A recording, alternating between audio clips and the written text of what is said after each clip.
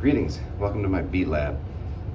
Let's talk some ski prep coming for the upcoming season. So these are things that I do to keep skis in pretty good shape. This is by no means gospel, but it's some simple things that you can do to prep your skis to get them ready for training and for racing. So first of all, let's talk about a couple of quick things. Some cheap, easy things that you can do that will always help out. First is a rag. DG, Dollar General, has packs of these for not much money at all, and it's an awesome tool to keep in your ski bag to wipe down stuff. Water is the enemy of your skis, so you want to keep water off of your edges and out of your bindings and dry your base surface after each training session. So if you just throw a rag in your ski bag, wipe things down, transport them home. Second, before the transport, ski straps. Ski straps keep the skis from smacking each other's in the bases and scissoring back and forth. So it's another cheap, easy tool to always have straps on your skis whenever you're not training or racing on them. It really prolongs the life and keeps the working parts of the ski in order. The last is bring them home at night. Take them in, let them dry out, let them know they're loved. If you treat them well, they'll treat you well. So put them next to your bed, give them a kiss goodnight, and that's the first step in ski prep. So here we go, let's start tuning. So the first thing you're gonna need to do is you're gonna need to get this brake out of the way. So I just use a simple rubber band. Eat your broccoli, kids, because not only is the broccoli good for you, but you also get these really cool rubber bands with it, which work great for brake retainers. So get those brakes right out of the way. Now you can work on your base surface without those brakes getting in the way. So now's another chance for you to take that rag and wipe those skis down. So just anything extra on the skis, get off. Make sure that it's a clean rag. Don't use an oily rag. Just as water is the enemy to your skis, certainly anything really caustic is as well. So any petroleum-based product would not be good. You can use an acetone or an alcohol, but that's really gonna dry your bases out. So if you do use that, I recommend don't leave your bases like that. Make sure that you're gonna get wax in them right away. Okay. Let's talk edges first. You've got two edges. You've got your base edge, which is the edge that runs along the flat part of the base. And then you've got your side edge, which is that aptly named side edge.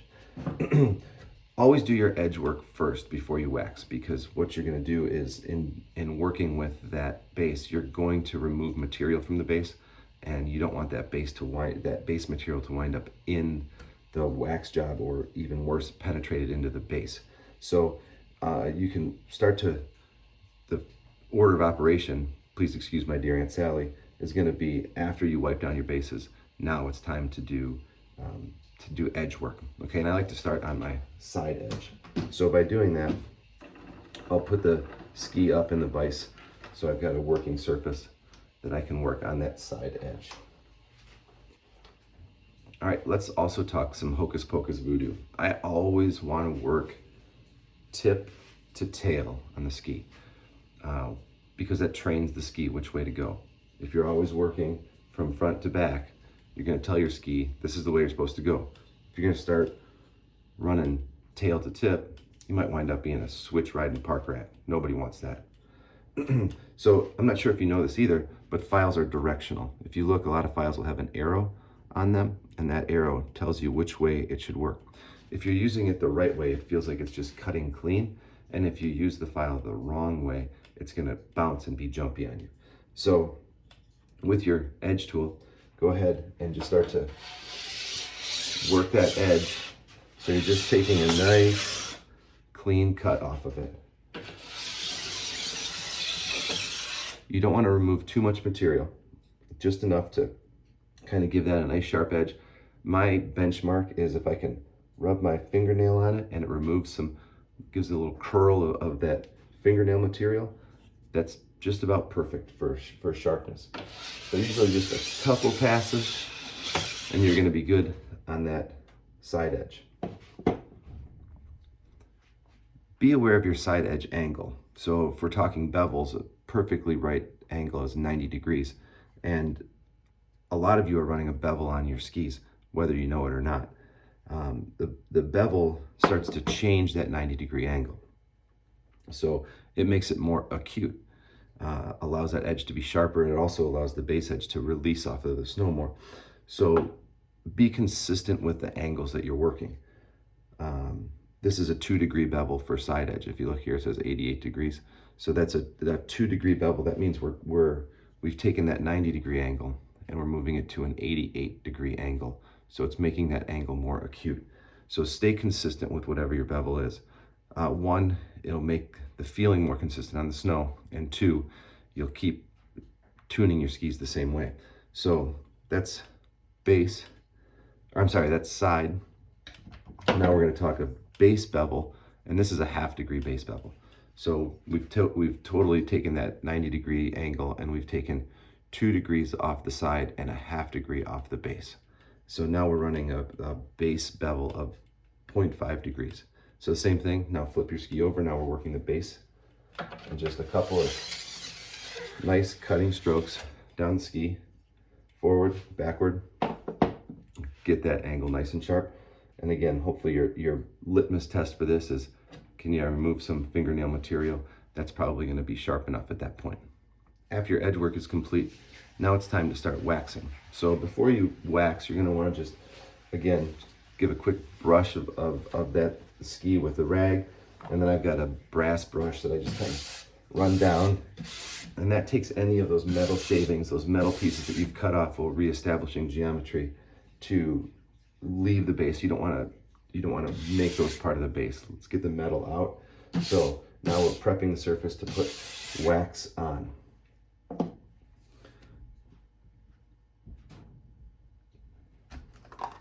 So turn your iron on to the appropriate wax temperature. I know a lot of the irons that the team have whoa, middle finger session there, sorry. I know a lot of the irons that the team has say what number wax you're using. We're using 7 today, so we're going to set the iron to 7. And now you're just dripping wax on. Nice back and forth pattern. And again, we're working tip to tail, training that ski to go the way we want it to go. Once you get a little dose of wax in, go ahead and start ironing. Don't leave the iron on one part of the ski too long. You don't want to overheat one part of the ski. So just always keep the iron moving and distribute the wax evenly down the ski itself. So I like to kind of go back and forth, circular motions, really spread that wax out. You know, if you're buttering bread, you don't neglect the sides or the corners. You want butter everywhere. Same with the wax on the ski. So really get that wax spread all the way on both parts of on all parts of the ski. And then there's kind of a last little finish part. I like to just take one slow, even pass just to butter that bread nice. Really distribute the wax to all parts of the ski.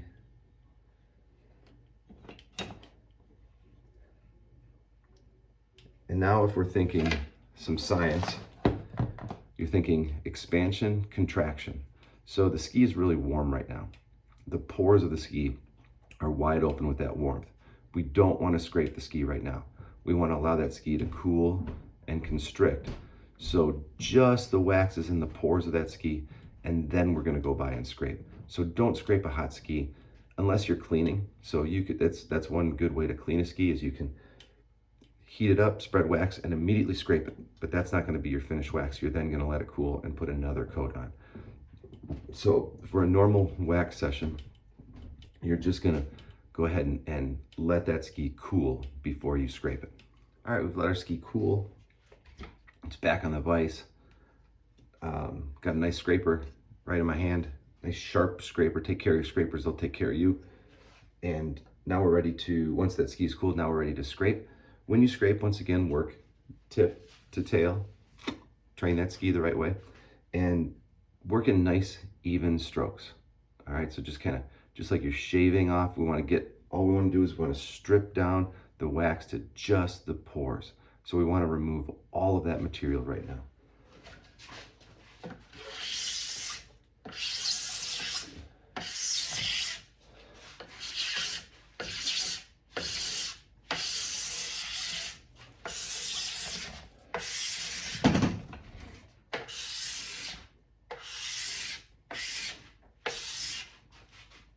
All right, once you've scraped your ski and you've gotten all of the major wax out of the pores, now it's time to do the final finish on the ski, and that's just brushing that wax in and giving it a nice finish.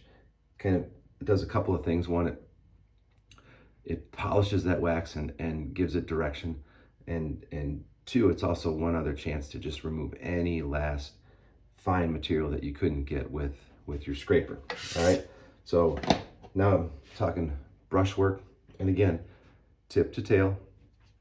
Right, so what I like to do is I like to start at the tip, kind of quick strokes down, boom, boom, boom, boom, boom. Once I get a nice surface worked, then it's just a couple of tip to tail full strokes. Okay, so as we're brushing, we're just kind of polishing that material, getting a good finish on our base.